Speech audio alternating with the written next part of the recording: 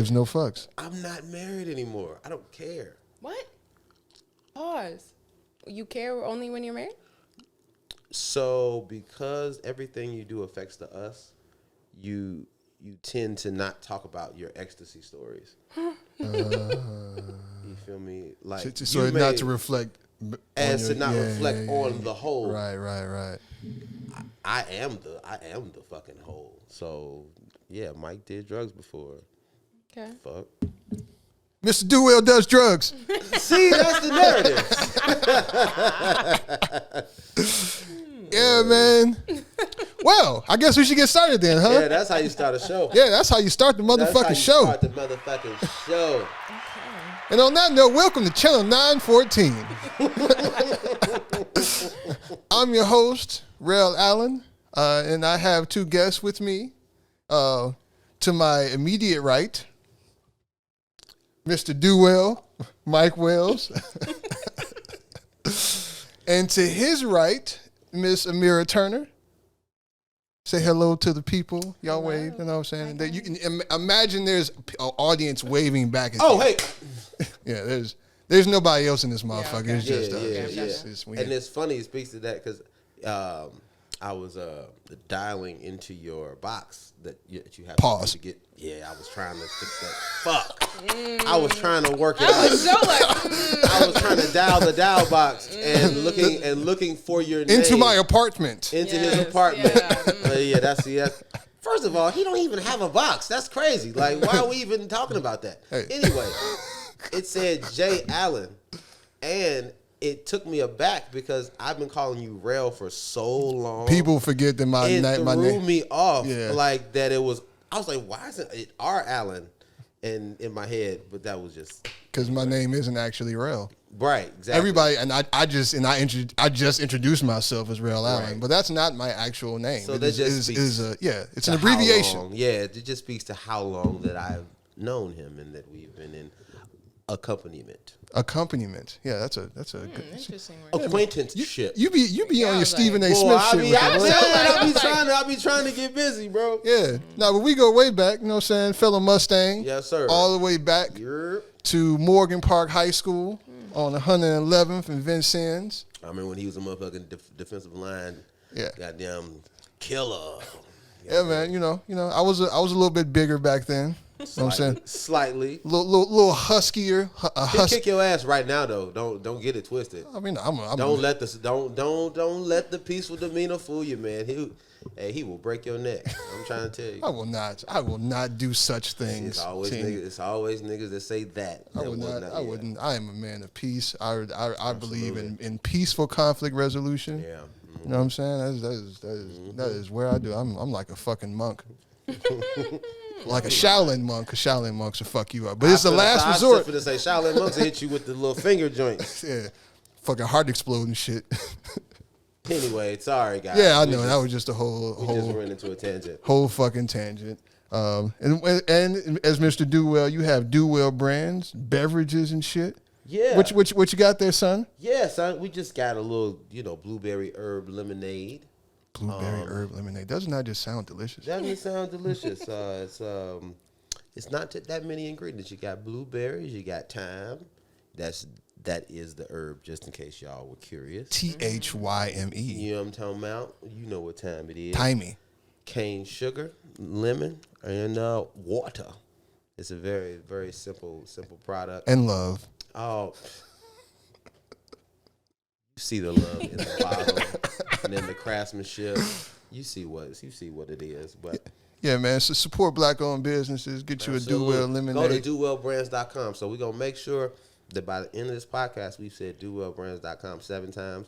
So we got two of them out the way. Okay, we got 5 more. We got 5 more. You gonna keep count? We're gonna make sure we spread them out. So okay. Boom. All right, I'm gonna keep. I don't have a counter or anything. We're gonna make sure. But Miss Turner, Yeah, it's March. it is. Ooh, You know what that means? This is like Women's Month. It was man, yeah, it's Women's History. We just had International Women's Day. Pandering. Come on. Pander month. Pander month. Panda month. Panda. Did you do anything to celebrate International Women's Day? I kept doing what I was already doing. Being a woman? Being a bomb-ass woman. Ain't that right? Yeah. Tell them. You got to tell them. Yeah. I guess it don't take much, huh? You know, just be Light who work. you are. Yeah. Light work. I had a chill day. Yesterday was a chill day. I got up, got my goddaughter off to school, and then I chilled. It was a light day for me. I was like, I need a chill day, not like on Friday, but Thursday. It felt right, so I did that. Yeah, I haven't worked in the food bit, so I lose track of days. Like, so I'll be like, you saying like what day? Like, damn, what day is today? Yes. I have to look at my calendar each and every day. And it's the hardest thing when you say a day loud and wrong. Like I went into the bar the other day, and my homegirl was selling food. And to your point, we don't know the dates, so I'm like, oh, this some fat Tuesday shit. Ooh. It was Wednesday like a motherfucker. And I said it confidently and wrong. It was ridiculous. Yeah. With your goof ass. This was when. With your goof ass out of here, man. You know the thing about becoming an adult? What's that? Is that it's like I feel like we now have the ability to question everything we were taught as children. Like, even time. And, like, the things that you do during certain times of the day. Like, you got to go to bed at 10 o'clock so I can get up at 7. And if I'm up at 2 o'clock in the morning, I can't really do nothing. I think that having your own business opens up 24 hours for you. Like, you don't need 8 hours to go to damn sleep. Like, you really can't be rich like that. Like, and like sleep 8 hours every single night. Like, this is facts. Like, there are going to be some nights you're not going to be able to go to bed. Like, and so being an adult and being kind of your own business brings that to the forefront, and that's, I think, why we tend to not know the days of the week, because fuck the days of the week. Yeah, I find that my lately my prime time has been in the evening. Like, I'll work like 9 to midnight, and I will have had my day. I will have cleaned my house. I will have ran errands, and I'm like, okay, I'm gonna sit down and like be at my computer. But to me, like, that's the time that I'm actually doing it. But yeah, I don't think in those times. Only if I have to be somewhere or like I have a meeting is when I'm on their time. Yeah, I mean, at certain times you definitely have to be when you're dealing with other people's times. You know what I'm saying? Like, yeah. So it's curious because you do have that because entrepreneurship is become like a big thing, especially in the last few years. During the pandemic, post-pandemic, something that's pushed a lot. And I've talked about this on my platform before about how like it's glamorized a lot, but people don't necessarily talk about like the ugly sides of it. Like, you know what I'm saying? Just everybody, just get, you know what I'm saying? Get you an LLC and EIN, and you can get all these business loans, and the cash flow start coming in, and life is going to be great. You know what I'm saying? Everybody wants to be a boss till it's time to be a boss. And that shit is hard as fuck. You know what I'm saying? Like doing things on your own and creating something from scratch. You know what I'm saying? So like, how did that really start for you, man? Like that path to where you are now with that. So I ain't never really like working for nobody really, but I worked several jobs in my life. But so as you know, I got into fitness out of college. Right. So that was kind of the beginning. So that was a non-corporate structure. Also, high school I used to sell candy. I used to sell CDs and all that. You were a selling ass nigga. Yeah. So like business was always there. Right. You know what I mean? And I guess Do Well happened because fitness, I felt stuck. Yeah. I felt stuck. I felt I was kind of over it. Because I felt like people didn't really appreciate what I brought to the table for real. People talk shit like, oh, Mike, you do this, you good at this, but it never really, like here, it never really turned into what I wanted it to. Yeah. The gratification. Yeah, and it never really turned into the money that I really wanted to. And then it became a thing where I felt like I was doing it for the money. And I was like, okay, this is not it. And I just wasn't being fulfilled anymore. And one day I served my family the lemonade for Thanksgiving, and they loved it.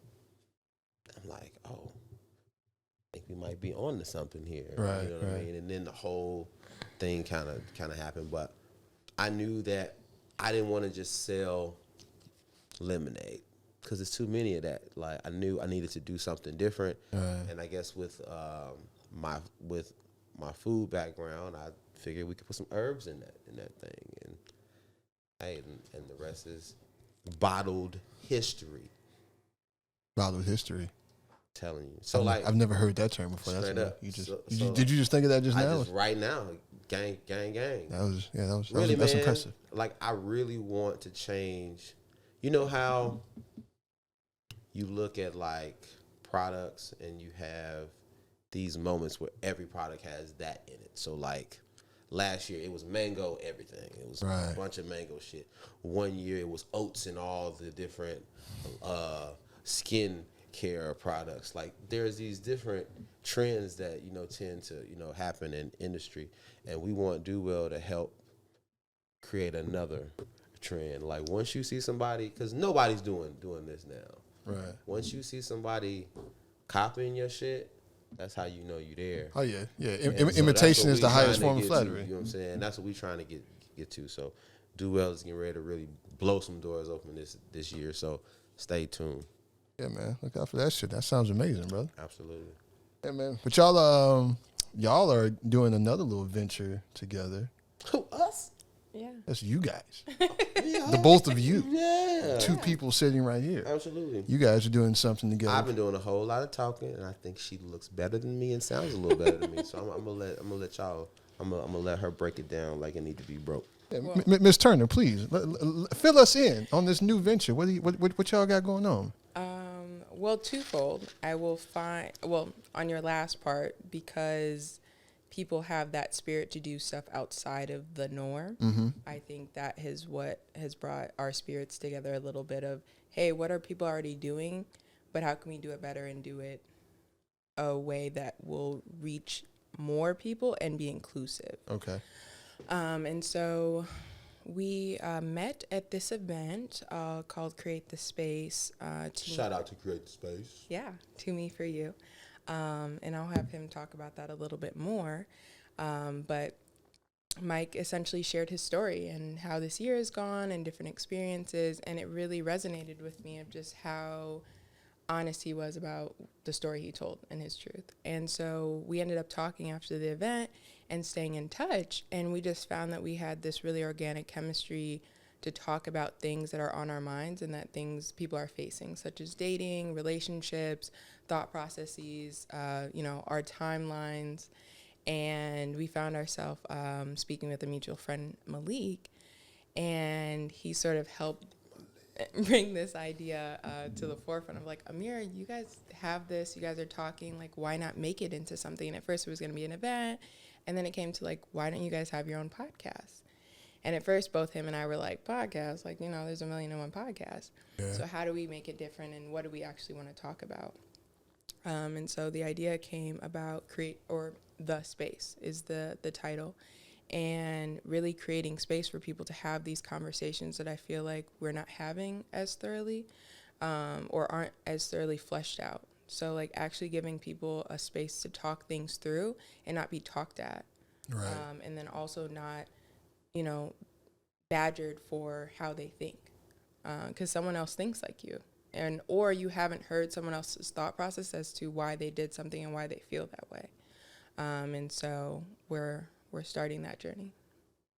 Nice. Yeah. Now, hope you like that.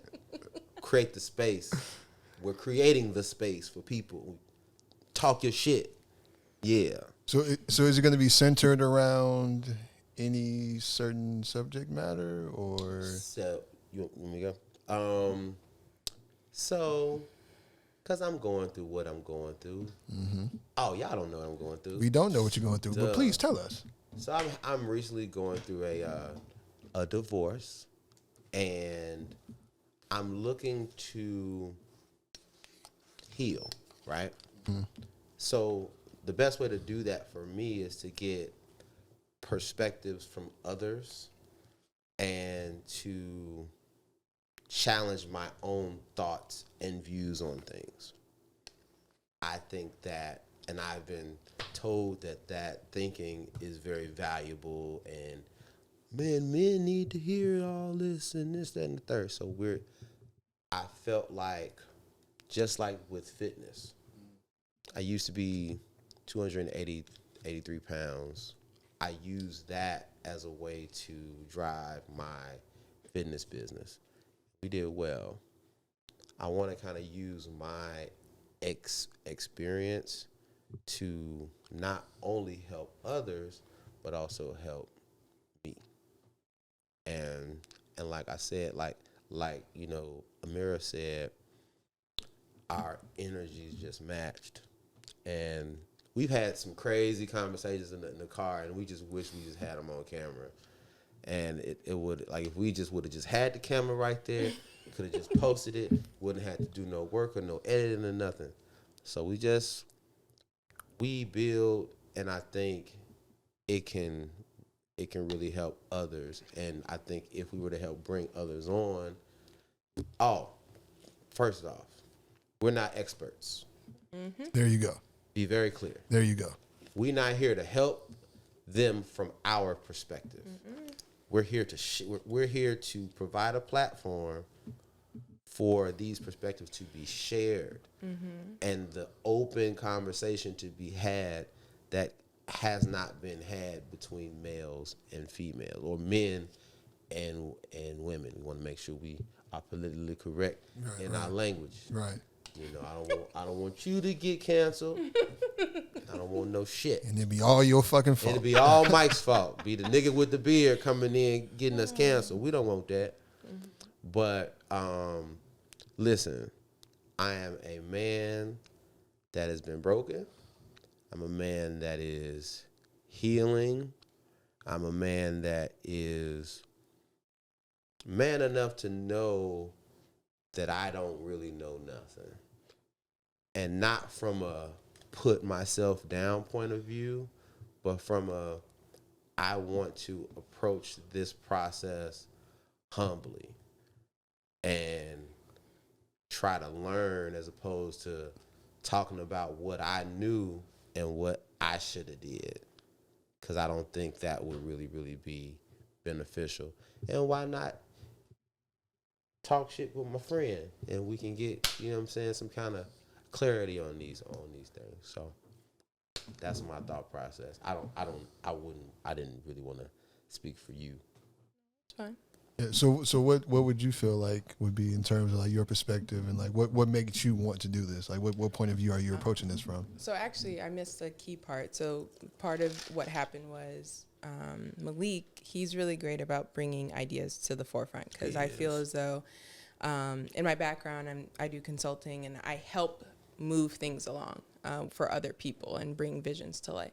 But for myself, he was like, what would you like to bring to the space? And I was like, I'm already doing it. Like, I'm connecting people, I'm supporting. And he's like, no, you. And so I said, well, something I really appreciate is I like to host a lot. And I find that whenever I host, I have men and women, and we end up always talking about relationships. But luckily, I have a solid group of people where we end up having healthy relationships. Like, hey, why did this happen? Or I went on a date, and why did this happen? Or why didn't I get a text back?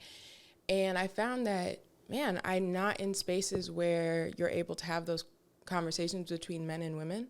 And I think that's the thing, too. And Mike and I realized, like, it doesn't matter how many boys you have. It doesn't matter how many girls. Guys can't talk for women, and women can't talk for men. And I don't mean to make that such a statement, but it's true, because we don't come from that space. Although I have male friends, although I have brothers, I'm not a man. And so I find that having a male's point of view on something can be helpful into, oh, why did this happen? And instead of my girls giving me feedback that they wouldn't know from that perspective. They can give me advice, we can flesh it out. Right. But when talking about men, I think it's been productive to have those conversations directly with men, and really learn and have feedback, because Mike and I have had a couple of conversations like, oh, I didn't think about that. Or, man, you said that, and thinking back, I probably did that at some point. And so that's where it really came from, because I love having these conversations. And when we brought this up to a couple other people, they're like, man, you know, we need that because it's hard out here. And you know, and having men approach women and getting their, you know, hand bit off, or having women out there, like, in the stereotype of catching free meals and, you know, all of these things of like, we're not all like this. It's the food for me, bitch. Yeah. And it's like, we're not all like this. And when I talk to people, they're like, social media, that's what it makes. But I was like, that's becoming the norm and people are feeding into it. Right. And unless you have like a core that keeps you grounded in that, we're feeding into that little do we know. And then Mike really spoke to it of trying to get back out there. What does that look like? And that doesn't necessarily look like dating, but what do I look like to other people? How do I show up in that space? And discovering that, and how similar that story was to people dating on a regular basis. Yeah. And there are a lot of people out there, you know, because I'm a little bit older than you, you know what I'm saying? But This nigga's literally 1 year older. Literally 1 year. But there are a lot of people. These niggas. I got seniority. A little bit older than I got seniority, man. What can I say? We grown now, nigga. That shit don't matter no more, dog. This nigga like he on my fucking football team. This nigga think it's football now. But real shit though, there are a lot of us out here. Like, I've never been married myself, but there are a lot of people that are married, that were married or in long-term relationships, and now those things are over. Mm-hmm. And now people are like kind of re-entering the wild, so to speak. You know what I'm saying? And that can be term. Yeah, that's what I'm saying. I was like, actually. And that could be a really fucking scary thing. Yeah. For, you know what I mean? Yeah. Even like, you know, because I mean, I've been in a point where I've been in a long-term relationship, and then like you think this is it, and then the shit, you know what I'm saying, ends up, you know, falling to the wayside. Statement. And then having to like, well, fuck. You know what I'm saying? And it is, as they say, there's pee in the dating pool. You know what I'm saying? But so just speak to that a little bit from that perspective, man. Like, so how has it been for you? You know what I'm saying? Or are you even so like on that? Okay, so the thing is this. First thing I had to do was do nothing. Facts. I had to sit the fuck down and chill out. Yeah. And really like figure out what was going on with me. Okay. Because I really think a lot of men heal from breakup with other women, but they end up breaking themselves down more. Because to deal with a woman, that's energy. Mm-hmm. You only have so much energy left to give. So I got a business. I have four children. Damn. Yeah. Yeah, it's not minimize that. I have 4 sons. I have a life that has kind of been course corrected. I don't want to say blown up, but it's a little different. Yeah. So a little bit. So I had to figure out how to move. So like as far as the dating, that's been weird. That's been weird. How so when you say weird? Mentally. Mentally getting past, because I was with her for 12 years. It's a long fucking time. Yeah, like the marriage is one thing. We've been together 12 years. And I mean, and I was committed to that. Right. You feel me? So this transition has been difficult mentally, even like sexually, and even trying to like wrap my brain around that. Yeah. Cause, okay, my savage has been turned to mush. And so now you're telling me to bring it back. Yeah. And it'll get there, because I believe at some point it will be what it will be. But I think I've done a great job of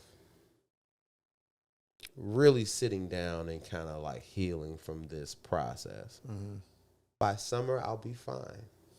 Just in time. By summer, I'll be fine. Summertime shy. As the spring blooms start to bloom, so shall I.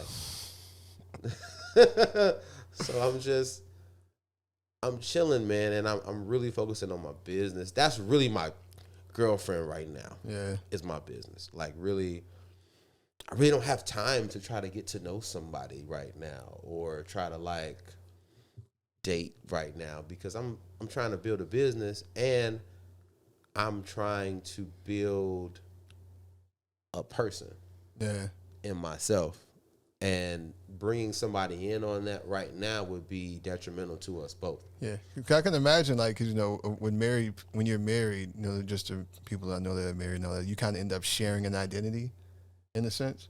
And you lose touch of what you are, but that kind of speaks to, I felt like before I got married, I should have had a better grip on the things that I liked. Okay. And because I think that I was so focused on trying to create this family atmosphere and find someone that I thought would fit into family. And I didn't even think about myself. I didn't even think about, because again, I have 2 other children and I wanted to create a family atmosphere for them as well. Right. You know what I'm saying? So it became not about me a long time ago. So now it's about me. What does that look like? Yeah, I haven't even figured that shit out because you've What never done that. Yeah. What does that look like? Yeah. So that's the process. Because like even with dating, you don't even know the kind of nigga you want to be out here in like the world and shit. Like you don't even know what you want to really even project. So I want to make sure when I really do get out there, it's authentically what I want it to be, and not me reaching or me trying to like heal from the shit using coochie as like a way to do it. I'm 40, nigga. I ain't got time to do that no more. We've done that. I've gone through that fucking process before. It's amazing how people our age act like they haven't. Like I've gone through I did that all already. It wasn't what I needed it to be. So we're gonna try it a different way. Hey man, if one way don't work, you gotta try something different. Gotta try something different, bro. It's an interesting, you know, like between y'all the dynamic because like so you're approaching this as a newly single after being in a relationship for 12 years, over a decade, right? But Amira, if you have never been married, No. correct? Right. So that's very, very different for you. Like you're approaching this, you know what I'm saying, from a different lens, right? In terms of like how you view relationships or how you approach relationships. Yeah, and I think Mike and I have talked about this a lot. So part of it stems from my childhood. I was raised in a 2-parent household, a strong father figure, and so I saw them. I had an idea of what I wanted, and actually from a young age, although it wasn't even instilled in me, I had the thought of being a wife and a mom. That was my hope and dream to be one, and still at some point. But also, as you get older, you see your parents as humans and as themselves. And I think my parents did a really good job of shielding us from any of their discrepancies. And they're still together. But I think as I got older, yeah. Throw that right out there. quick. Their disagreements. I think I started to, but I always struggled with the idea of forever love. Like in my head, I was like, that I can't fathom loving someone forever. That's a conversation. And although I love my parents, like I love them, I love like their love, but I was like, forever, ever. And It's a very long time. and they were young. So my mom was 18, my dad was 26, and then had me young. So yeah, so seeing them grow separately and together, so it had me thinking of what I thought I wanted for myself and what my person was supposed to look like. And I think, like Mike said, I went into dating, again, just this perceived of being a good girlfriend, like being a good girlfriend and being in this space of loving my person in whatever way. So, you know, picking them up from work or Rolling that weed, yeah. That is important. That is important. Yeah, and so I stuck to that of like how am I supposed to show up, and that's my identity, that's part of it. And then I realized, I think like 20s, probably 20s, early 20s, like I'm not picking the best ones. Like I'm picking ones that I like, ones that like me. I don't know if we can I get a round of applause for that? 'Cause I think you minimized that. The fact that you were able to be self-aware enough to do that, I think, speaks to you. I know it sounds simple. No, I agree. But that's deep. So it's it's a two-part. Knowing better and then doing better. And so I have now just grasped in my mid to late 20s the doing better. Right. I knew better, but I stayed. And so I realized not everything I want is for me. And that went across the board. I realized that in relationships, jobs, money, and that goes back to like being an entrepreneur. That goes back to having a 9-to-5, like what actually served me, what actually made me grow. And when I realized it, one of my partners had it all together when we got together, but as time went on, they lost their job, they lost their apartment, had to move back home. And then my thing is, people fall on bad times, cool. Yeah, but like happens. stayed there. And then like, there's only so many times I could visit you at your mama's house before I'm like, what are we doing? And I realized, I was like, how good of a girlfriend am I if you're not growing? Like, how good of a partner am I that you've become stagnant? And not that my identity should be, but that's when I realized my identity was wrapped in them, because is a girlfriend's responsibility to grow you?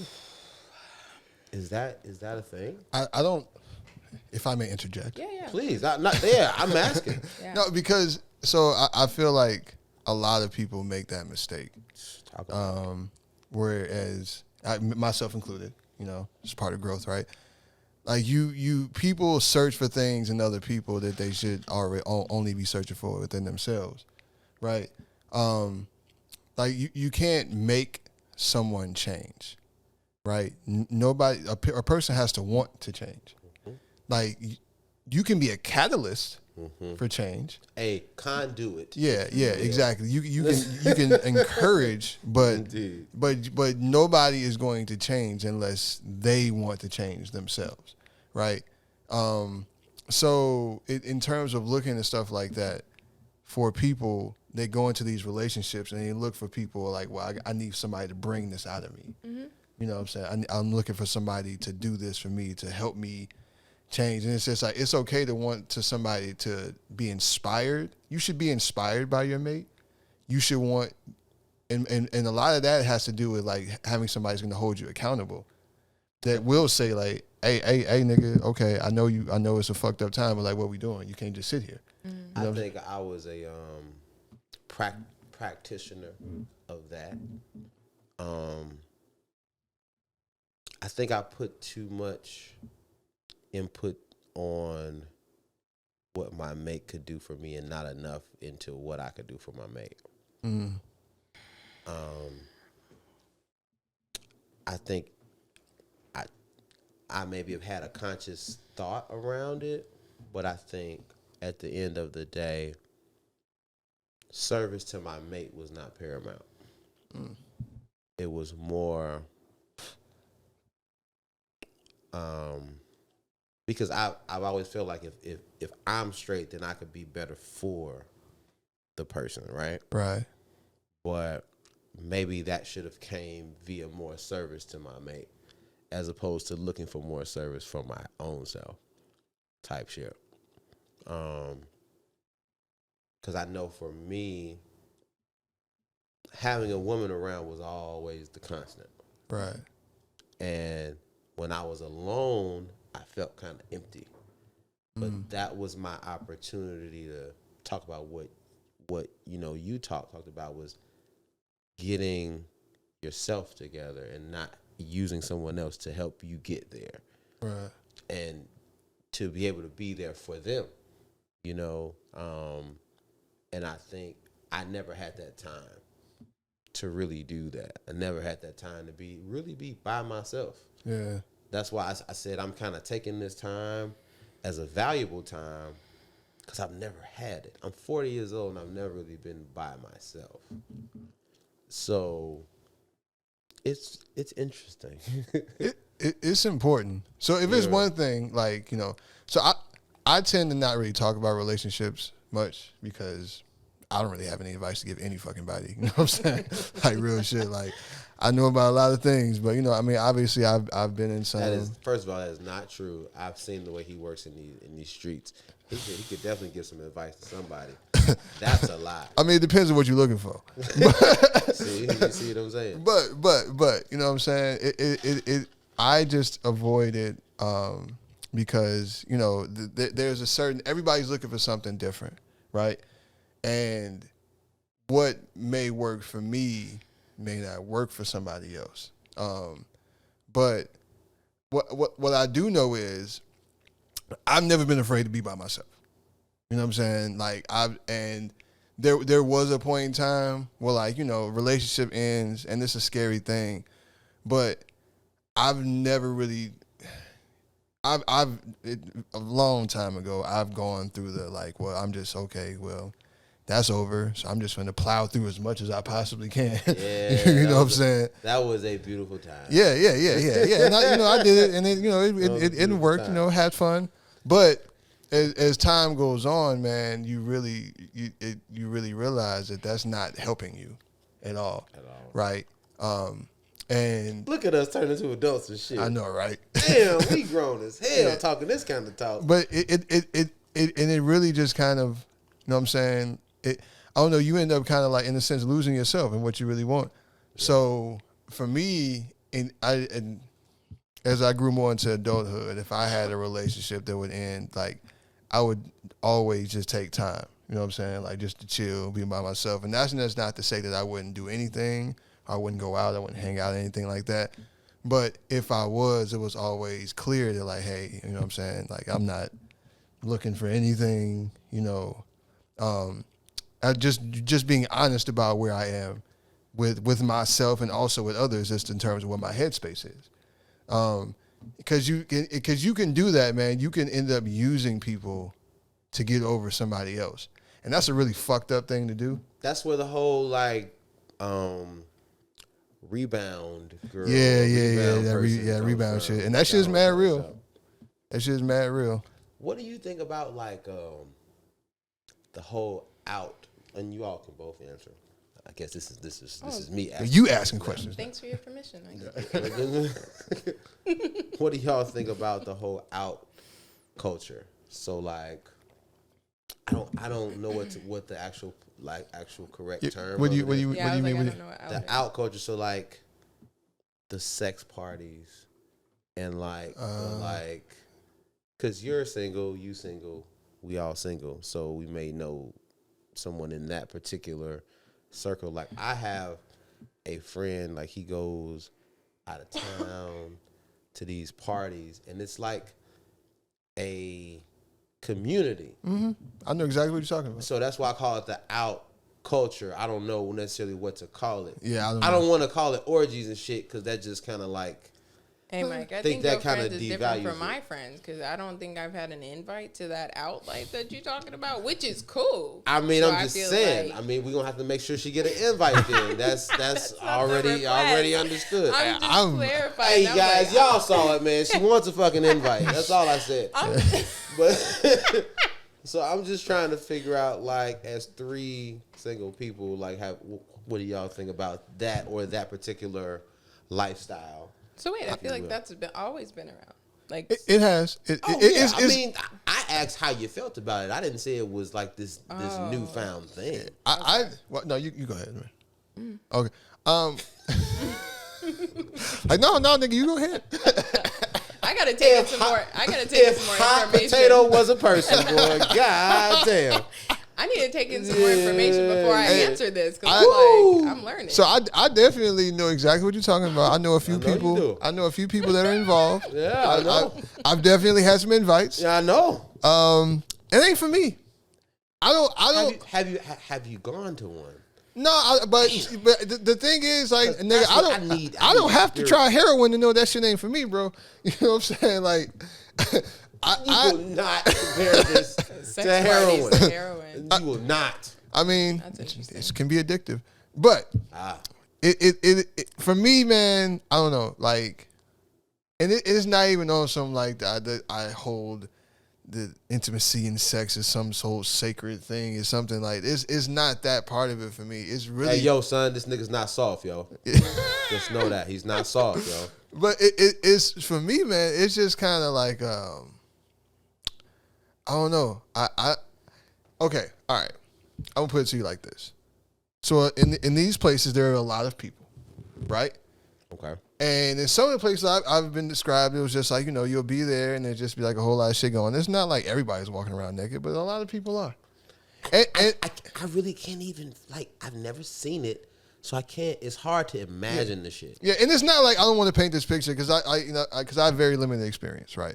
But it's Give us all the experience, real. But it's not like, motherfucker, you just go into this room and everybody's naked. It's like some eyes wide shut shit, even though some of that shit did.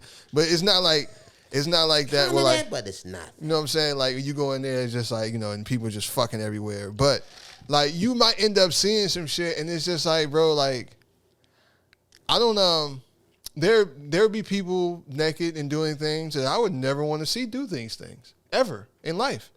So can we talk about it? And it would Can be I answer the question? I guess I What- gotta ask, why are you asking? That's the other reason. Because I know men, that's their lifestyle. Mm-hmm. And as a newly single man, like I said, I'm trying to question all the things So you want that to I've been invite? taught. Oh, nigga, I've gotten the invite. So why haven't you gone? questions that need answers. I haven't gone because I haven't gone. Because you can observe. You don't have to participate. Yeah, you definitely can observe. Get a feel for it, and then So you go that back. right, and that's the thing. I probably ain't had the nuts to just pull the trigger and go. Yeah. So I've done You some. want to bring a friend? I mean, obviously she's. Obviously, you know. Right. You just saw this, guys. Wait, check out the space. No. We will have a breakdown of our out party experience together. Don't Research worry. purposes Stay only. tuned, my Research nigga. purposes Research only. purposes only. COE content over everything. Let's go.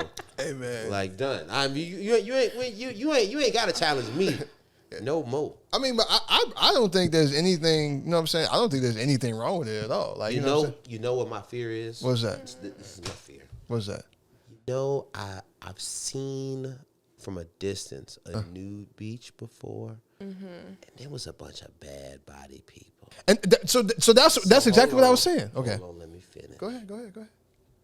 I'm not shaming bad bodies, and whatever is a bad body to me may not be a bad body to you. Let's Beauty is in the eye of the beholder. be perfectly clear. But as a trainer, someone that was in the industry for years, I appreciate more on the fit side bodies and just bodies in general for what they are. I don't want to see a bunch of old naked fat people on a beach naked, which is what I saw from a distance when I saw a naked beach. And so for me, that's what my fear is, that I'm going to walk into that party and it's that naked beach inside. Yeah, and see that's So that's probably the actual answer for why I haven't gone. Okay. And then I get into this, oh, well, you like body shaming, nigga. Your body ain't perfect, nigga, all that. But I ain't come here for that, though. You feel me? I mean, I that's pretty much my experience in a nutshell. You know what I'm saying? Like, I just like See. I walk in that bitch and immediately it was just like like this is not You will not touch me. Young unhand man. me, ruffian. Oh Lord. Yes. Whole bunch of like big Unhand bad body, deep voice, Paul Robeson sounding ass. Unhand me, ruffian. Yes, yes. Motherfuckers in this singing "Swing Low, Sweet." But like I say, beauty's in the eye of the beholder. Hey, but we ain't shaming. Hey, man, we ain't shaming nobody. We have our preferences for what we want to see in that type of atmosphere. And that wasn't it. And that just wasn't it. You know, and that's not to say that I've like, you know, I don't necessarily discriminate when it comes to like, you know, like I can't sit here and say that I have like a type, right? Right. Like we like good coochie. Yeah. How do you know? What do you mean? How do I know? Before you get there, how do you know? What's good? It's called profiling. You definitely do some coochie. Hey, you don't always know because I have been disappointed. And you don't always know. No, I have been pleasantly surprised and I have been profoundly disappointed. Perfect. Okay, clarify. I just want to clarify. It doesn't come any better than what you just said. Because you really don't know. You know what I'm saying? But you have to move with a context in place. Yeah, that's what I'm wondering. You may not be right, but at least you have a framework. There's some indicators. There's some clear indicators. And there are indicators. So you may go into it with this, but she may do this. And you be like, oh, that's interesting. Yeah. It's like you for instance. You're 28, pretty. The way your brain thinks would make because you check all the basic boxes. Pretty, 28, oh, she's cute, just in the third, you little bubbly and shit, right? Bubbly, yeah. But if somebody get into you for real, they be like, oh, she think a little different. She move a little different. So you could shock a lot of niggas in terms of just if they just speak to you. It's the same thing with anything else, though. You know what I'm saying? Like, even sex. Like, it'd be some people that you thought that be sitting there in the quiet, ain't saying nothing, be chill. Boy, that blow your brains out. Blow your fucking brains out. Change your whole motherfucking understanding. Change your whole situation. So, again, to your point, you don't know. You never know. So is this the equivalent of, like, big dick energy? Like, no? I don't think so. I think that big dick energy when it comes to men has the ability to also be an overcompensate. I think there is a such thing as genuine big dick energy. But I also think there is a facsimile of it as well. Okay. You know what I'm saying? Like facsimile. Some people like you. Yeah. Hey man, I'm finna lean into it. I know words, nigga. Shout out to Beasley Academic Center. Oh shit. Me? You know what I'm saying? Don't get me started. Please continue. But I really do think that a lot of men use that as like a chest, you know what I'm saying, pumper, because not even that they may feel insecure sexually, but they may feel insecure about other things. Mom or dad. Mom wasn't there, so I'm about to be this. Yeah. Fuck these bitches. I'm about to be this old gangster. Yeah. It happens. Like, it happens for different, you know what I'm saying, reasons or another. And people trying to overcompensate for sure. I think a lot of that, you know, especially with the whole alpha male movement, which is not a thing. You know what I'm saying? You know, when people have to announce and say like, yeah, because you can't. Because okay, so look, just so y'all, just to get some context, I watch a lot of Discovery Channel and a lot of the like animal stuff.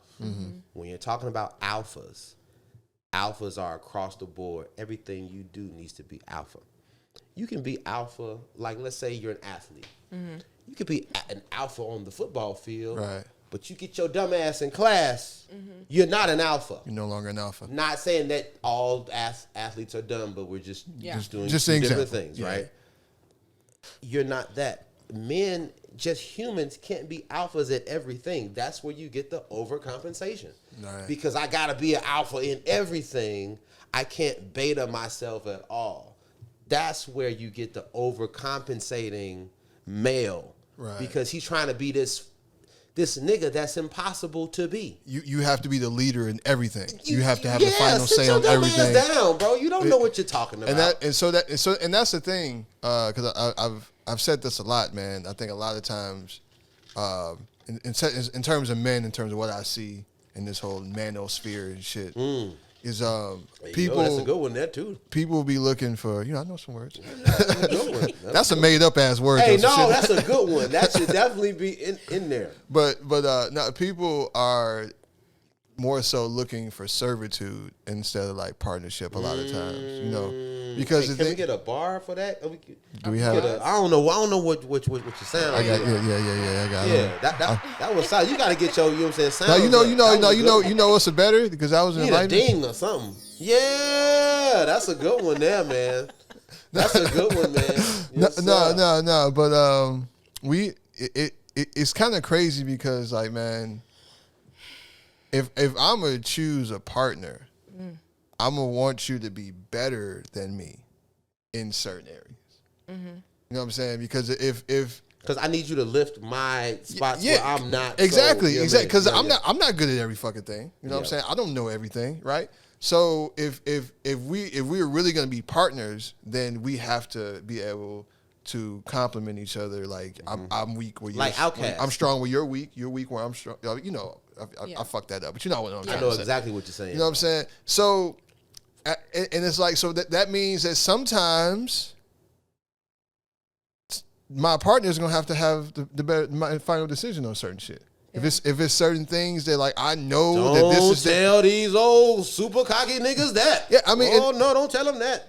You know what I'm saying? And that's the thing. But any real nigga tell you that's been married for a long time. 100. Who run that household? 100. You know what I'm saying? Like, and it's really kind of like, and I think in terms of what y'all was talking about in the space that y'all trying to occupy, you see how I used that? Yeah. That was hard. But what y'all trying to occupy is full of a lot of that. Like, just very contention, like bumping heads, because everybody feels like they have to play these certain roles and they have to be defined in a certain way. And they're in a sense letting the internet define this for them. Man, I be sending videos to our group chat. Nigga, nigga, it be late as hell, G. And you are impressive. I have jacked up my algorithm because the amount of corny that be on my timeline, I be like, the preachy, the I know better. And like even the males have been cutting into y'all about, and I'm like, oh, okay. But this also brought me back to another point that Mike and I talked about partners and this idea and this role that you play, and the things that men and women are not taught but are expected to know when they get into relationships.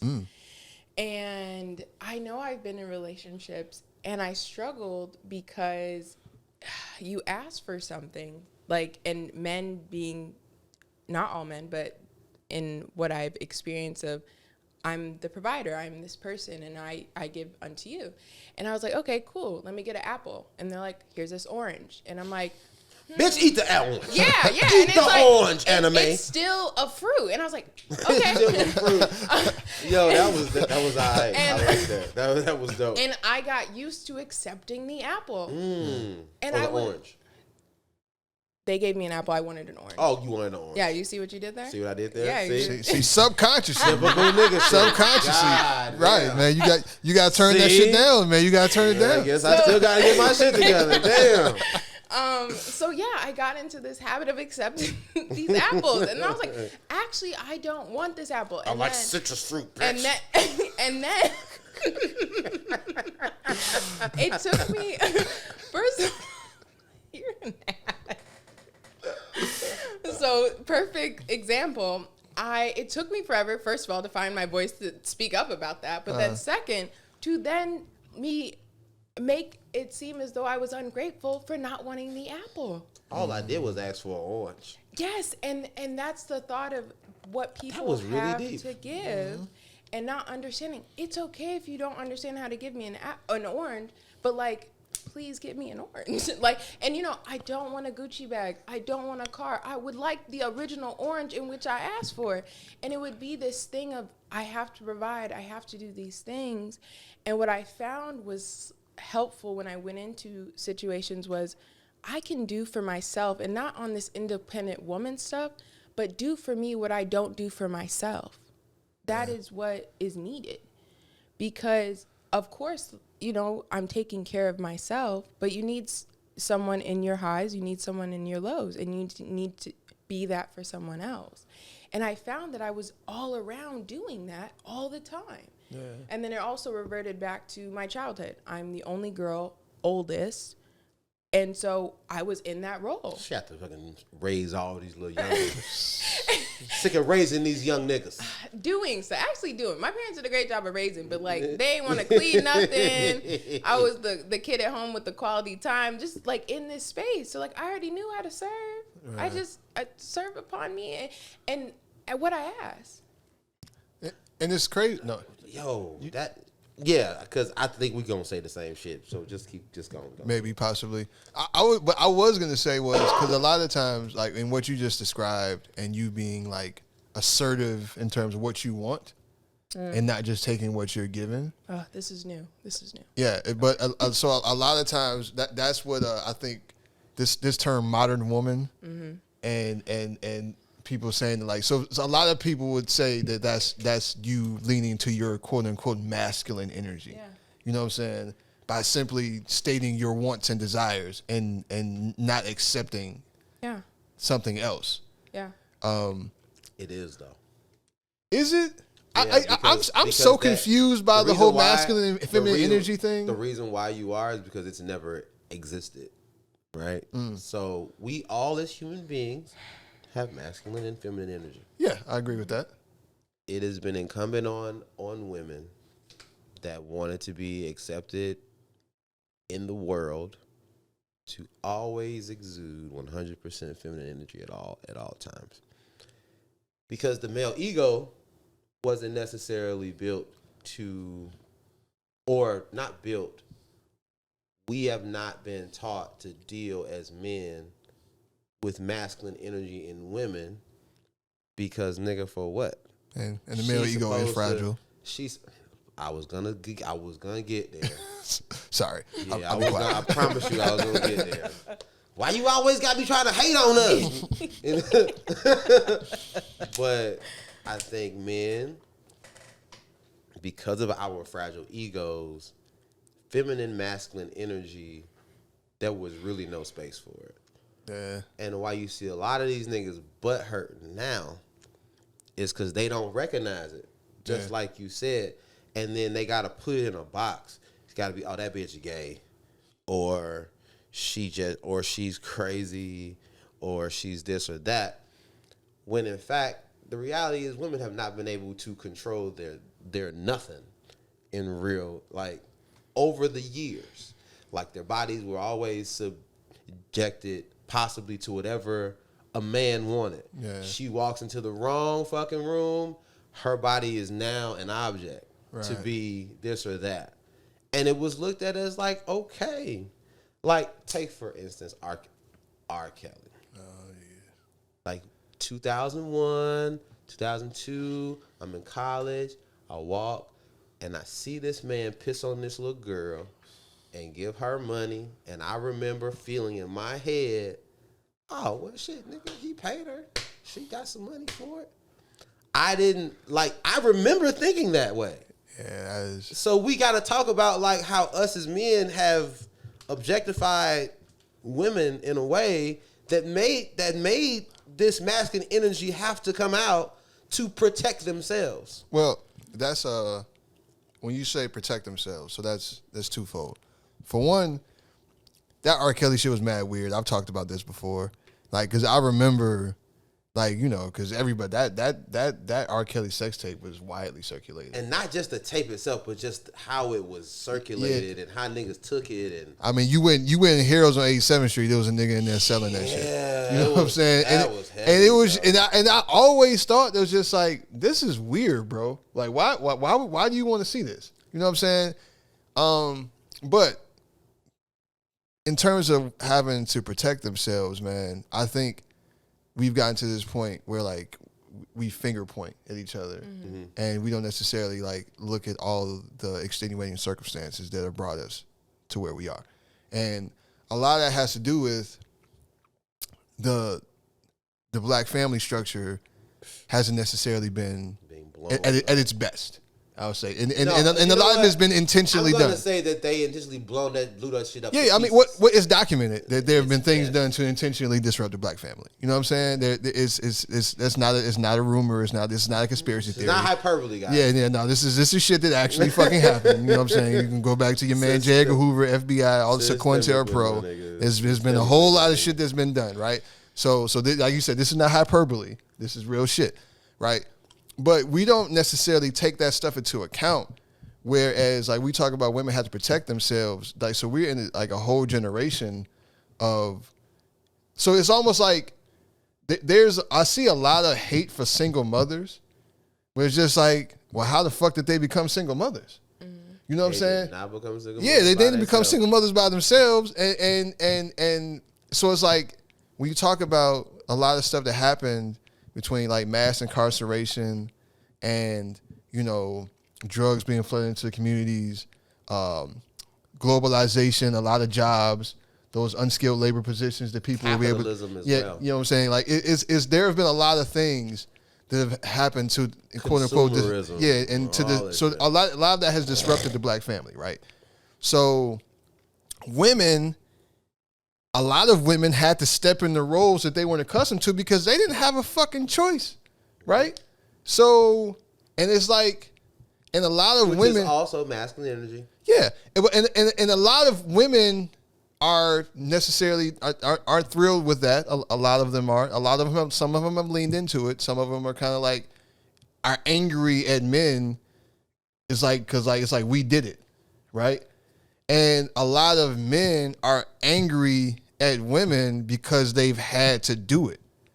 You know what I'm saying? And it's But just that's like because we have a long history of being angry at the wrong person. yeah, misdirecting where that shit Black should go. Women are the closest thing to us, and as we know, we tend to harm the closest thing to us. Yeah, I see it a lot from women as well, though. It's not just I see it more.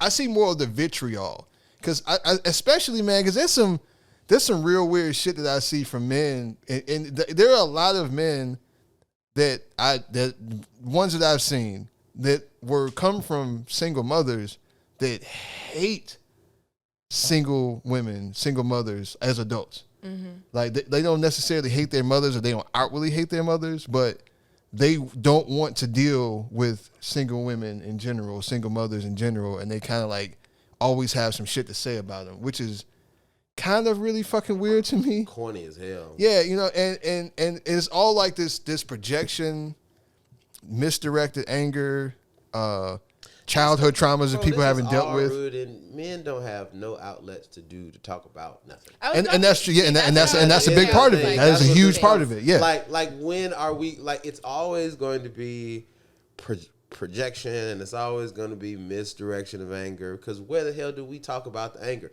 to our friends? And a lot of times we can't even really be. And so when you talk about this masculine and feminine energy, a lot of we have to get away from thinking that us being able to talk about how we feel and being truly vulnerable as seeing something as being feminine. Men need to exhibit more feminine energy in that way, because it is feminine energy. Right.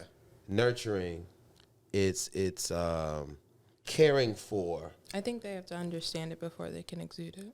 And I think that's a fact. They're doing it. Like you said, like you had a purpose. You were doing what you thought was care. But what is your experience with it in terms of the guys that you deal with in terms of like... So twofold. So part of it's delivery. And I found that out with myself because growing up, I was very emotional. Like if something frustrated... Cancer, shout out to the cancers. Oh yeah, y'all definitely emotional. Shout out to them niggas. When is your birthday? 7-11. 7-11? Yeah. Wow, that is interesting. That's as scary. Fuck. Yeah, ain't it though, boy? That is interesting. I would love to see her chart. I'm not gonna lie. Yeah, it's great. Yeah.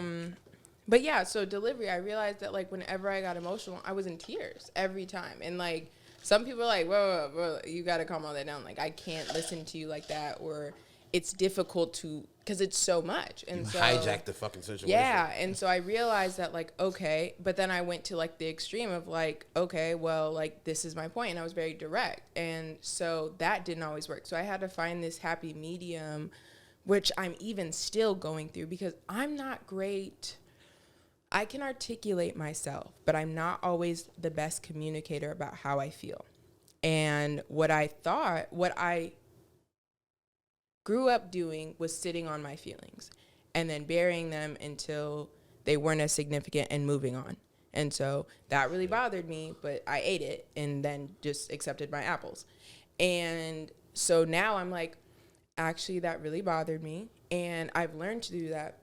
But I've learned to do that in my current life and what I'm doing now. And it wasn't until I've had someone show me that, like, I don't like when you speak to me like that, or I'd like you to treat me this way. And it really took me working through that, because before, when they came in, they were like really strong. And I was like, bro, like, it was too much. It was too much. And then when I would talk to my girlfriend, so you don't want to be loved? You don't want all that?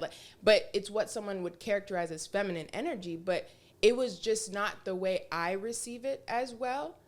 But it was me taking time to recognize that's how they're showing up to love me and care for me. But also me being articulate, or me being able to articulate, that's not what exactly I need. Because they still giving you apples. Yeah, and so it wasn't, and so they really were struggling, and they're like, well, what am I supposed to do with all these apples? And I was like, I don't know, but let me know when you can get these oranges. Like, and it was a very difficult thing, but I feel like our show needs to be apples and oranges now. And I ain't gonna lie to you, when she first brought this apples and oranges shit up, I was like, oh shit, this is really dope. Please keep talking. Like, you snapping right now. Please let it go. So it really, but the moment I knew that, like, okay, I'm in something that matters, I'm in something that's worth exploring and discovering myself in, is when I knew it was a moment. Because, like, to me, when I'm irritated, like, I don't want to talk about it. I don't want to, like, dive into this. Give me my time and space. And they did. They were like, hey, it was I think almost 48 hours. They called me and they like, all right, you done had your time. Like, we gonna talk tomorrow. And I was like, okay. That is a great masculine, feminine energy. Man, and that was, see that's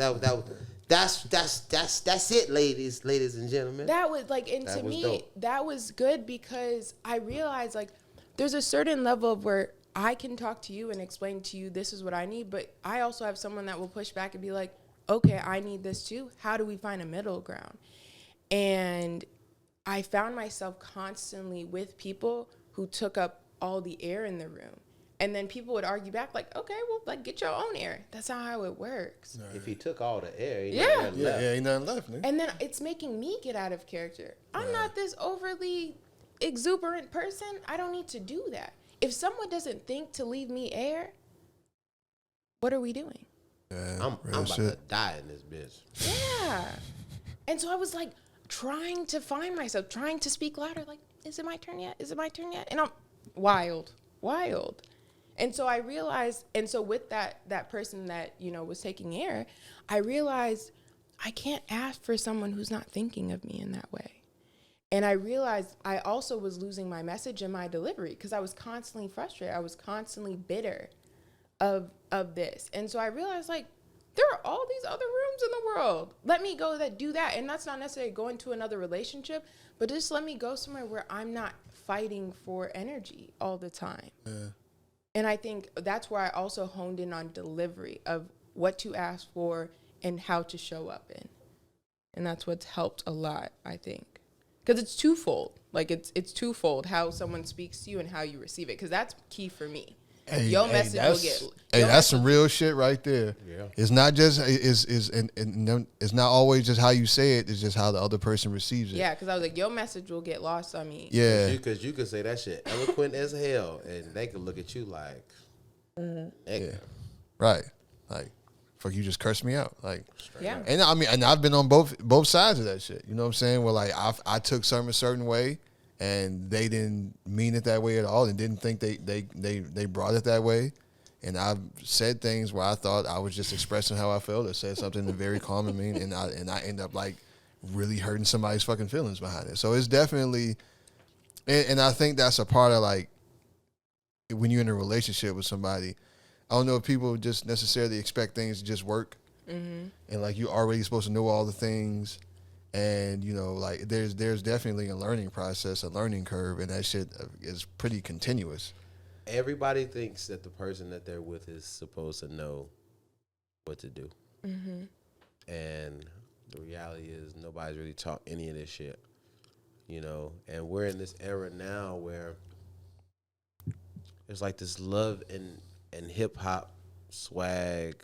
And now I think we're actually moving past love and hip-hop and getting into Zeus. Oh, yeah. The Blueface and Krishan Rocks of the We are world. moving into a Zeus era. Yeah, and that's scary, We bro. moved past love and hip-hop. Love and hip-hop is old nigga shit. Yeah, real shit. This Zeus shit, man, I ain't never seen so much dysfunction on wax in my life. Like, and it has the ability to shape how the viewers of it view relationship. Yeah. And this toxic shit, like I hate saying toxic because I'm just tired of hearing the word. Yeah, it's a buzzword, yeah. But this, it's just unreal how much we glorify. But on the flip side, it speaks to loving someone through their negatives and their lack of. And that's a part, and I think it speaks to that to a certain extent. It's in a part crazy way, Yeah. but it still speaks to it. And that's a part of love and relationships. I just see, what I ended up seeing, man, is just like, okay, we talk about a happy medium, right? I feel like older generations, our parents, like, you got married and you stayed married. No matter what, you know what I'm saying? Through That nigga could have a whole family. That's what I was literally just about to say. Through outside families, all this other shit. If motherfuckers get married, you stay married, right? And now I feel like it's kind of gone to the other side where like we live in this world now where like people are in social media and you feel like that your options are limitless. You know what I'm saying? You feel like, okay, well if this don't work out, there's always somebody else. You know. And that doesn't promote you working through who you're with. So, or working through the shit with who you're with, excuse me. So I feel like at some point we gotta find the middle. Because you shouldn't just deal with any fucking thing. Like, if somebody, and that's not to say, because the thing is, for me, I don't question what goes on in other people's houses, right? If a man and a woman experience infidelity, if they're outside children or whatever, if that person chooses to accept that and move forward, then that is their business. Every person that I know that's been married 30 or plus years has a story. Oh yeah, they didn't deal with some shit. Some shit didn't happen. Man, I used to train this client, bro. They've been married now like 47 years, some crazy shit. Yeah. He's telling me a story about how one time, nigga, she tried to run this nigga over with a car, nigga. With a whole car. He jumps on the car, G, and rides on top of the hood, G, for miles, G. I'm talking about, and they went home together. You know what I'm saying? Like, yeah. This is the kind of shit I'm talking about, like. I know my granny tried to shoot my granddaddy, and he got about that jam. he got about that jam though. He ain't stay. He had to get about. Yeah. I mean, but there's actually several stories of that happening, and then the nigga going to the hospital to get her out the hospital. Like, yeah. Like 100%. Oh yeah, no, I like and just like you said, everybody I know has been married for a long time, man. They got stories. Shit didn't happen. Yeah. You know, but the thing is where your line is, right? It's not where society's line is. Yeah. It's not where social media's line is. It's not where other people think your line should be. It's where your line is. Some people can deal with that shit. Some people can't. And I guess that's positive, right? Because now, I mean, was it right to have women in unfaithful, unhappy relationships and just having them just be the case, or not even unfaithful. Let's say everything wasn't faithful, but she's not happy. Right. Is that right because she said she wanted to do it? You know what I'm saying? Like, but a lot of that was a function of what were they going to do? Because a lot of times, women didn't work. You know what I'm saying? They didn't have it was. Yeah, I know it was for a long time. Women couldn't even have fucking bank accounts. And you know what I mean? And I feel like marriage was kind of designed to benefit the man as opposed to the whole. But the whole was kind of the carrot. Yeah, right. If you will. I think marriage has value, but I think we need to evaluate the process and what it is. And if they leave, like, they not leaving because they not terrible motherfuckers. Right. They it's don't not working wanna, for them. Like, how many people wasted their prime of their fucking life married to somebody who didn't give a fuck about them? Yeah. You feel me? Or somebody that just didn't fit into who they were at that particular moment. Like, or do you say she's supposed to stay and figure it out? And that's so. I don't know. What do you think? Because I'm asking the guy, but what do you think? So to me, because again, a lot of my younger life, I thought about that's the goal that I want to be in. And so in my head, whenever I get to that point, I already have it in my mind that we will go to premarital counseling, because I think you have to set the tone for where you're headed. And when I think about it, it's funny because my mom, when I would talk about wanting that for myself, she'd be like, okay, and like sort of shrug me off. And I know exactly why she did that. And it was this idea of like, you don't know you. Like, you don't know what you're about to get into. And I think she knew me. She knew I'm waiting to be a dutiful wife and whatever mom. And she's like, there's just so much more. And there's just so much more to that. And I think... But you can't talk about it until you're in it. Yeah. So, like, it wasn't until I had my own experience that I was like, ooh, okay, I see where she's coming from. And so she's like, I just want you to wait. Like, wait until you've matured more. And just wait till you've had more experiences. Because once you have kids, once you're married, things change. Because then it's a we all the time. And I think also that's something I've appreciated in this time of my life, is to have my independence. And not necessarily not to be in relationships or to be in a relationship, but also to have my own space, to have my own time, to have my own friends, and really appreciate that time to grow. Because I know I've been with people and blown off jobs. I know I've been with people and cut out early with friends. Like, I know I've done those things. I've not traveled or spent money here or whatever.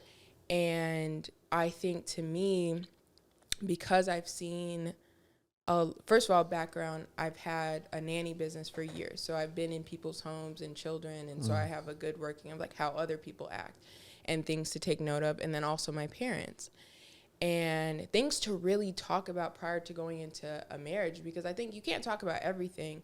But I think, to me, my parents would have had a phenomenal relationship, but it was the kids that took away from that. Because it wasn't until we did something that they realized, like, oh, we think differently on this. It wasn't until it came to raising us, or how do we want to send them to school, or religious things that they differed on at times. And so I think kids really raise those red flags at times about someone that you don't realize. And so you run into those problems of these people who are having kids and not unwed, that being a thing, but not having those crucial discussions with people before you lay down with them. Because sometimes you don't know the questions to ask. Yeah. Exactly. Sometimes you don't know what you don't know. Sometimes you be in a situation. Yeah, and so I think and that's what I tell people. I have loved dating, and not the idea of physicality, but the truth of like getting to know people, of getting to know myself. Like, I have grown through dating different people and my experiences, so that when I settle down, I know what I want for myself. I know what I'm looking for. I know what to look for or not to, because I've had those experiences. And dating could look like a coffee. That could look like a movie. That could look like whatever, sitting in your car and talking for 3 hours. It could be all of those things. But I've grown through that process, because I've been head over heels and like, this is my person. And then like, trash. Not really. Because love will do that, physicality will do that, and like you miss those things. Yeah, absolutely. I don't know. For me personally, I know. You sometimes, like you say, with your mom say, you have to like, well, you not knowing yourself, right, and you have to grow into that. There are certain things that like only time will teach you. And a lot of that includes time by yourself. To be sold, not told. Yeah. And the thing is, I know, and I feel like I have for a long time. I know me, right? I know what I want. I know what I'm looking for, and I think. What you looking for, real?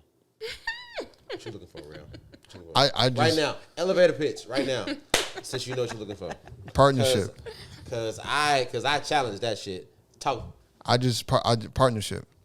You know what I'm saying? I don't. You said what? That's cute. Me too, nigga. No. Wait, if you would let me expound upon. Hey, you got 30 seconds, man. Elevator pitch. I don't believe in elevator pitches. The coochie's right here, man. What? I don't need an elevator pitch for that. I'm sorry. That was yeah.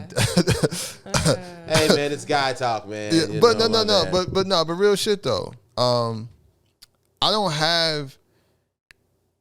I realized a long time ago that I had an ego that needed to be checked, and a lot of the shit that I was doing. You see the shade in there. Yeah. I feel like for me, in terms of like that ego shit, I was doing things and I was acting out because my ego was bruised. So I remember like trying to be with people, like people that like didn't necessarily fuck, like that I wasn't really fucking with for real. Like I would keep them around, you know what I'm saying? And I wouldn't really, you know, I wouldn't do nothing serious. Can you put a I'm name not on that gonna bullet? do that. I'm not gonna do that. I'm not gonna do that. I'm just asking. But because there are multiple bullets. But it's like when they would finally like, okay, well, if you ain't gonna do it, I done found somebody else who will, and they like really follow through on that shit. Yeah. Now I'm like, oh no, you can't do this to me. You know what I'm saying? Yeah, so now I'm trying to be all expressing myself and saying Somebody said that shit to you? What you mean? You can't do this to me. No, I'm saying you can't do this to me. Oh. You know what I'm saying? You the nigga that said that. Yeah, like now I'm trying to like do all the things that I should have been doing beforehand to try to get this person back. But it really ain't had shit to do with them. Mm-hmm. It was all about me. And my ego couldn't accept the fact, especially because a lot of this was happening during a time where I wasn't happy with myself. Yeah. I was in a very, very unstable place in my life, in a lot of ways, financially, emotionally, like it was a rough period. So in my mind, I'm thinking they gonna find somebody that they done found somebody that's like better than me. They're more stable. They got more money. Wow. And the crazy thing is, and I had to kill that shit before I could get to the point where I was stable myself. Straight up. You know what I'm saying? And that's not to say that shit don't still happen, but now when it does happen, I recognize it. I'm ego tripping. Yeah. You know what I'm saying? So I give myself some time, and then I come back down to earth. You know what I'm saying? Because I know what I'm doing. Right? So me taking that time to really learn that and understand that, like, so now if I can take my ego out of it and just like all that kind of like that foolish pride and all that other shit, where it was just certain things I'm not going to deal with. You know what I'm saying? And now it's just like, hey man, you know, sometimes you gotta take a back seat to certain things, and having a real understanding of that. So when I say partnership, yo, like in terms of whatever that looks like with the person that I'm with, and it's gonna look different. Every relationship I've been in has been marked just completely fucking different.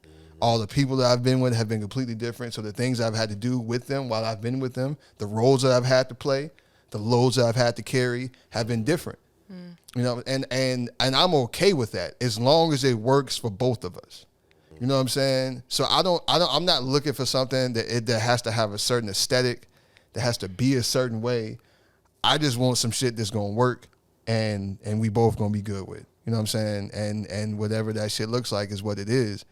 I have a quick question. Yeah. Because to me, when you say that, it's what it sounds like is situations that I've been in where I've been a placeholder for when I get my shit together, will finally work out, or I could finally have her.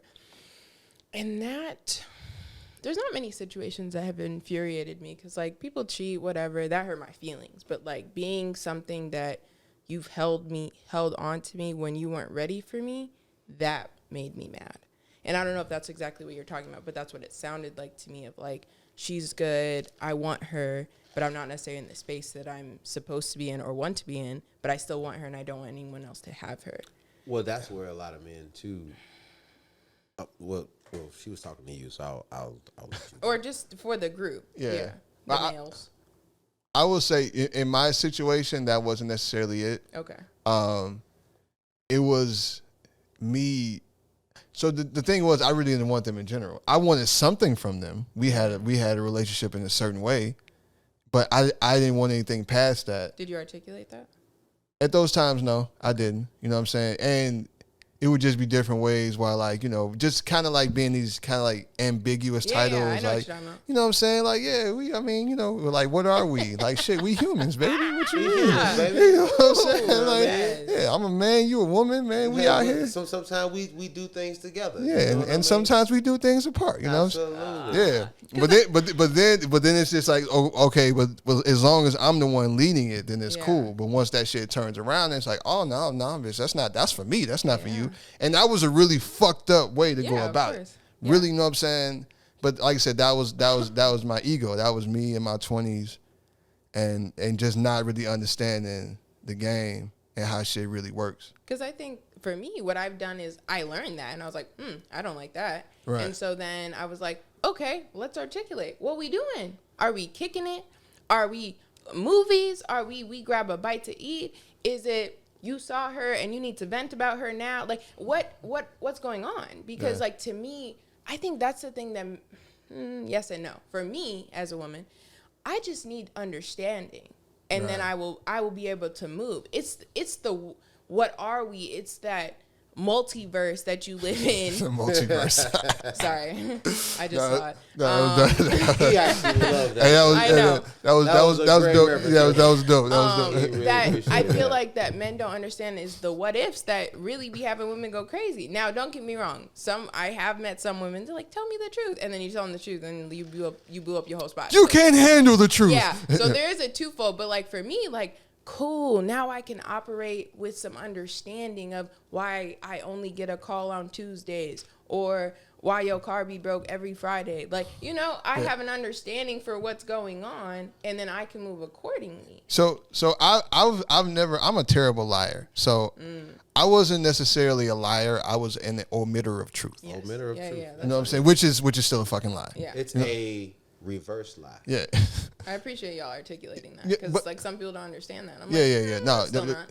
so because especially if you know, but as I got older and wiser, and that's why, and I learned that this was just a better approach, and you give people the freedom of choice. You know what I'm saying? It's just like, okay, yeah. I mean, this is what it is, and it may not work for everybody, and you have to be okay with if they say no. Like, all right, well, you know, but this is what I need. I'm not gonna lie to you just for this, right?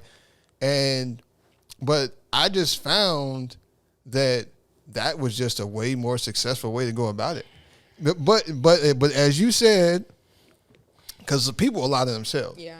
And there's one thing. I swear, this is some shit that my mama told me so much. One of the greatest jewels my mom's dropped on me constantly when I was a kid was, you can lie to everybody else. Don't lie to yourself. I think that whole era had that going. Yeah, because my mom used to told me that shit. If it's one thing I always remember my mama saying to me, you can lie to everybody else, don't lie to yourself. Mine too, G. And damn, that's crazy. And the thing is, like, I've been completely 100% honest with people, and when the things didn't go the way that they thought it would, even though this is going exactly the fucking way I told you, then it's like, now I'm an asshole. Yeah. Now I'm a piece of shit. You know what I'm saying? And all this other shit. And but you know the thing about that is because so I've done things where I was a piece of shit, and they would call me out on it, and then now I have a guilty conscience. So now I feel it. But if I know I told the truth, hey, that's a you problem, Joe. You know what I'm saying? Because my conscience is clear. So that's where I struggled, because I actually had a guy friend call me out on that of like me being honest and like this is what I'm doing, this is the space I'm operating in, and they're like, you're still a dick, like you're still, you know that they have feelings for you and you're still allowing them to be there. And I feel it's twofold, because feelings trump logic at times. Absolutely. And so, not that you have to save people from themselves, but I do have some responsibility of like, what role do I have to play in this? Sometimes you do have to save people from themselves. And so I think when they told me that, and because I've had women, they're like, do you? And I'm like, okay. But like males, for the most part, were telling me like, nah, bro.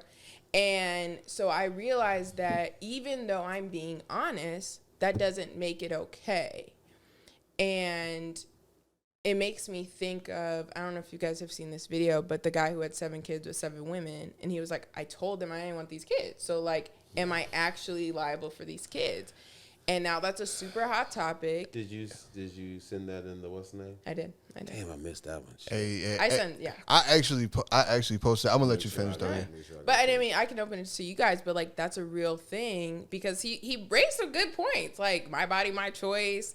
I told y'all what it was when I got here. You knew I had 6 other baby mamas, and you still agreed to do this. So like the responsibility factor, and he's still liable to be paying child support, being a father figure. Like, can you call him a bum because he said he didn't want it? Yes. Well, okay. Wow. Let me because I feel so. Pause. First off, he's a piece of shit. Yeah. He's definitely a piece of shit. Mean? But he told no lies, and you have to see that's it. A fact. Because the thing is, that's a fact. And this is the type of shit that people don't want to hear. It can be a respectful piece of shit. Yeah. But he told no lies, and the thing is, because I've seen this shit play out in real time. Yo, okay. So he already got 3 kids. My choice. So this dude already got 3 kids. Yeah. And he don't really take care of any of them, right? You'll never see him with his kids and all this other shit. And he always got some excuse about this and this and that. Like, you know what I'm saying? But, okay, so he got 3 kids already. He don't have good relationships with none of them, right?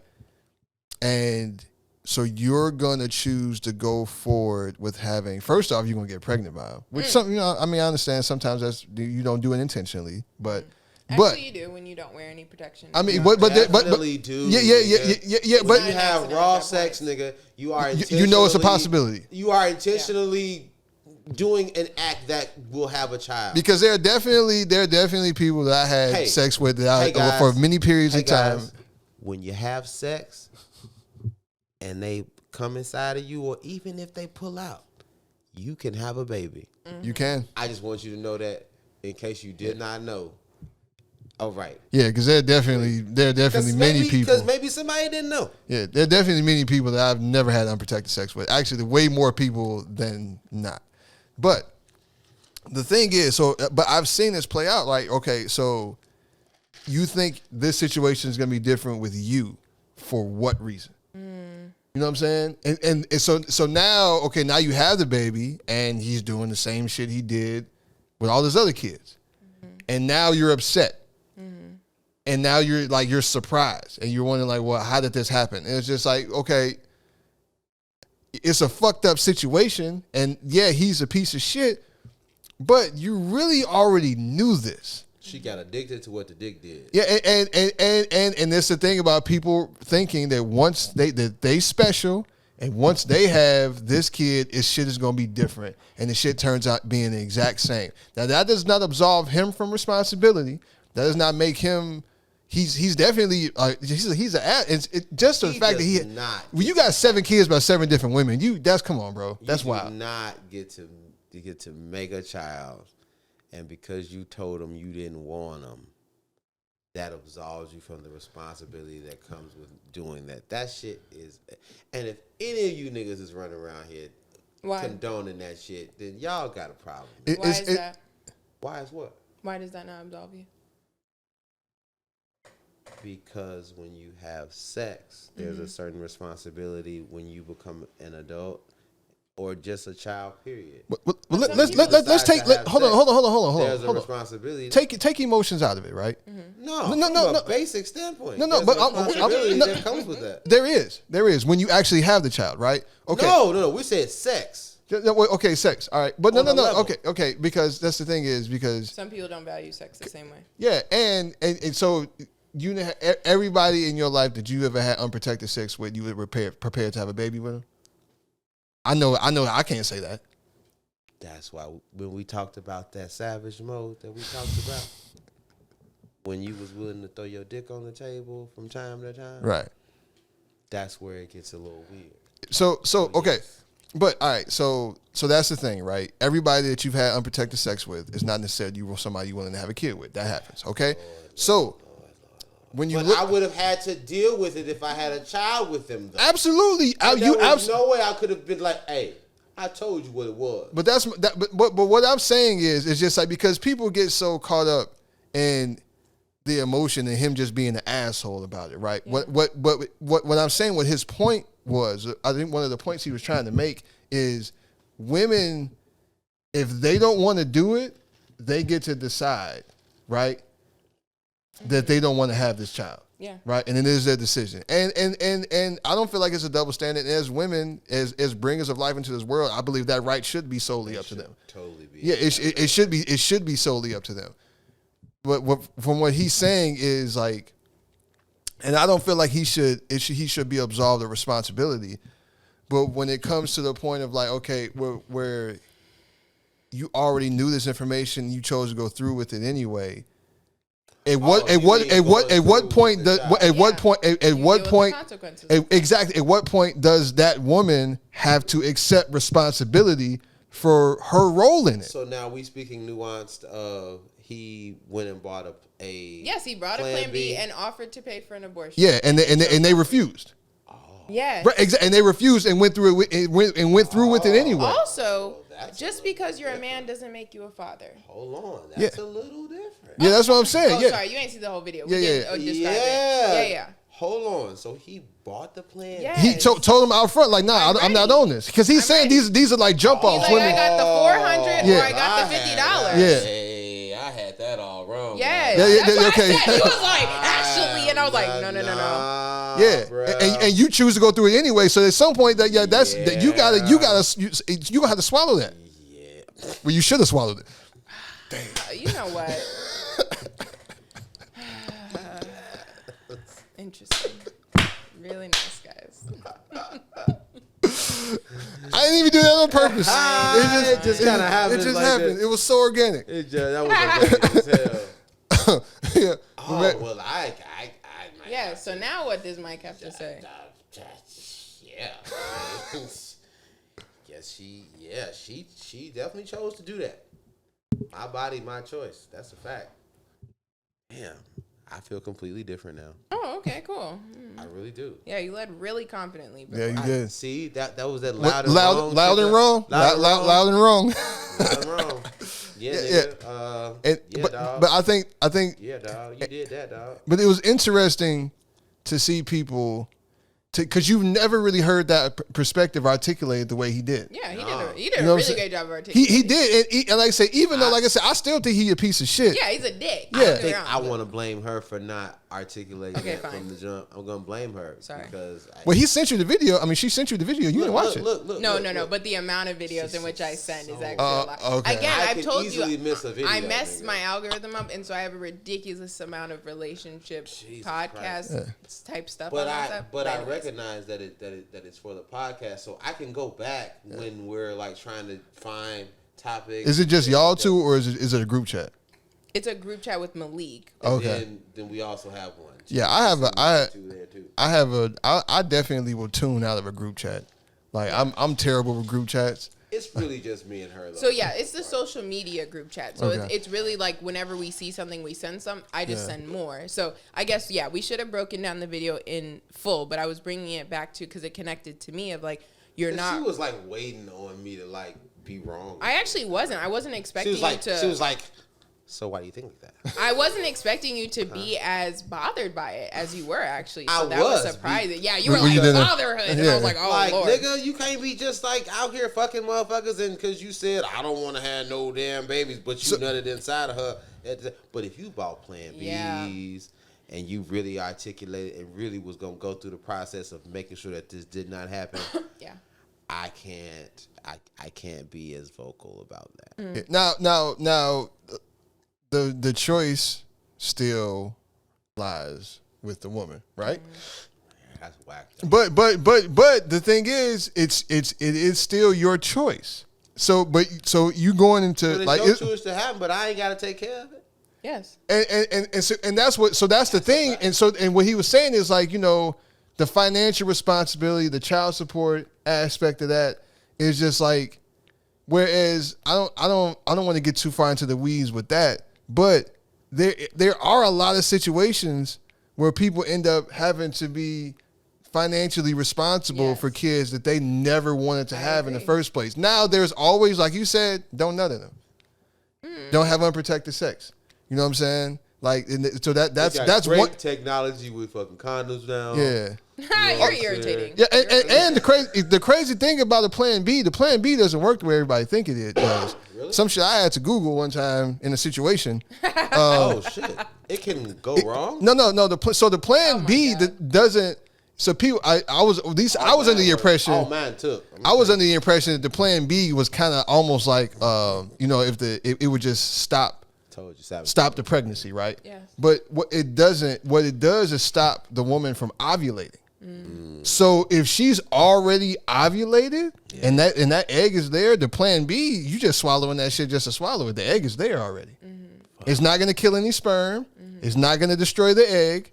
All it does is prevent you from ovulating. That's why I can throw off the cycle. So I was real curious because I was nervous. I was real curious as how it worked. So I wouldn't Google that shit. So yeah. So just the more you know, that's one of them. Yeah, just enlighten everybody. The more you know, that's how Plan B really works. I remember one time I door dashed a girl a fucking Plan B. That's real So shit. I had to go shopping for her Plan B, wait in line, and buy her Plan B. And she had the nerve to do no contact. She was ashamed. I'm like, nigga, I wanted to see her face. Nigga.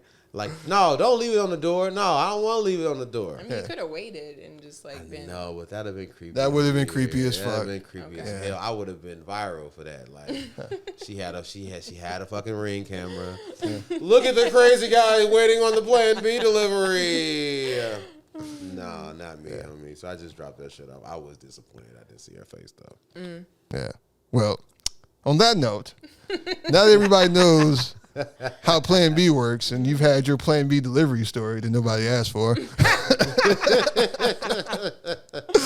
I know, man, but this shit has been fun, man. It's been real. It's been informative.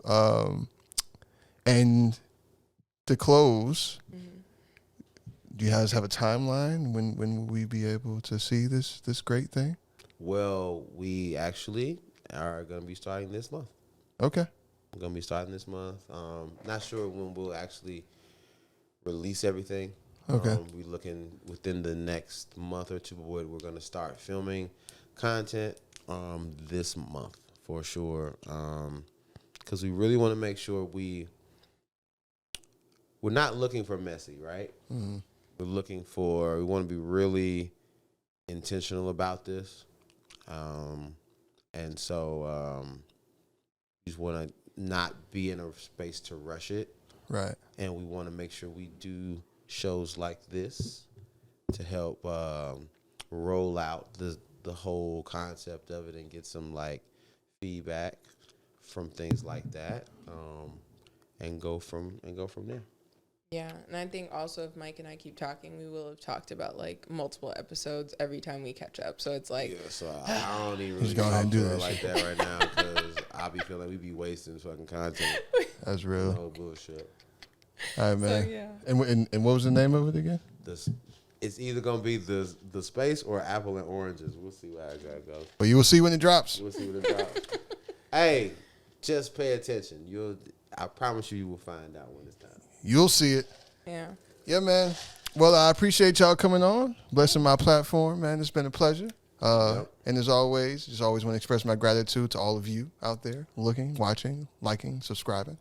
A lot of content out there. So anytime you guys choose to view mine, I don't take that for granted. So I just want to say thank you. And until next time, peace out. Rub your nipples. Wow. That was... Bye, niggas.